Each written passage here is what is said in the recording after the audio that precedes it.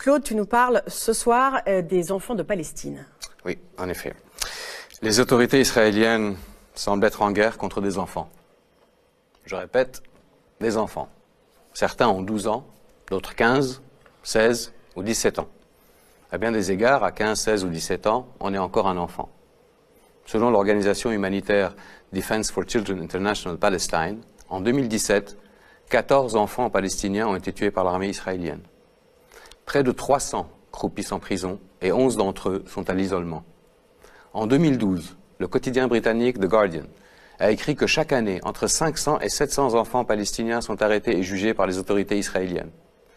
Ceux qui finissent en prison sont soumis à des pratiques qu'on ne peut décrire que comme de la torture psychologique.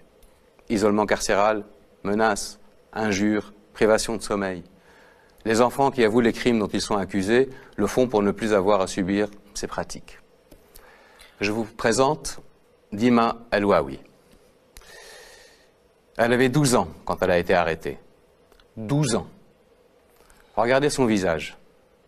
Le jour de sa libération, il y a près de 2 ans. Regardez ses yeux. Aucun enfant au monde ne devrait avoir ce regard. Malheureusement, la violence contre les enfants palestiniens ne s'arrête pas au traitement qu'ils subissent en prison. Le 9 février dernier, le quotidien israélien de gauche Haaretz a publié sous la plume du journaliste Gideon Levy, qui est une référence dans la presse israélienne, une histoire hallucinante. Je cite. Comme à un safari, des soldats israéliens en jeeps traquent un adolescent palestinien et lui tirent une balle dans la tête.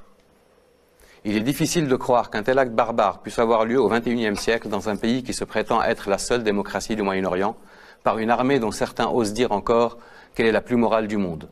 Un acte qui rappelle l'apartheid en Afrique du Sud ou la ségrégation raciale dans l'Amérique du début du XXe siècle. Pendant des années, cette guerre qu'Israël mène contre les enfants de Palestine a été passée sous silence dans les médias occidentaux.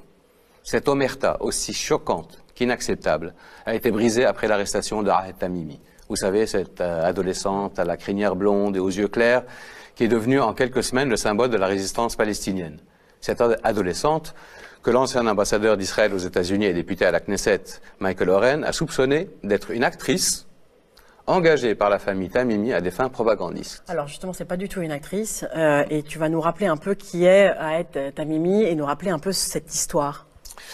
Le 15 décembre 2017, à Nabi Saleh, près de Ramallah, en Cisjordanie occupée, Mohamed Tamimi, un enfant palestinien de 15 ans, a reçu en plein visage une balle en caoutchouc tirée à bout portant par l'armée israélienne. Il a été défiguré. Sa cousine, Ahed Tamimi, 16 ans, a manifesté sa colère en giflant un soldat israélien. Le 19 décembre, soit 4 jours après, l'adolescente a été sortie du lit en pleine nuit et arrêtée par une unité de Tsahal. 3 mois plus tard, elle n'a toujours pas été libérée. Et c'est en prison qu'elle a fêté ses 17 ans. Son procès devant un tribunal militaire s'est ouvert le 13 février et se déroulera en huis clos. Elle risque 7 ans de prison. Paradoxalement, Yifat Al-Kobi, une femme de la colonie de Hébron, a elle aussi giflé un soldat israélien, mais malgré des antécédents violents, elle n'a pas passé une seule nuit en prison. Curieuse justice, vous ne trouvez pas ?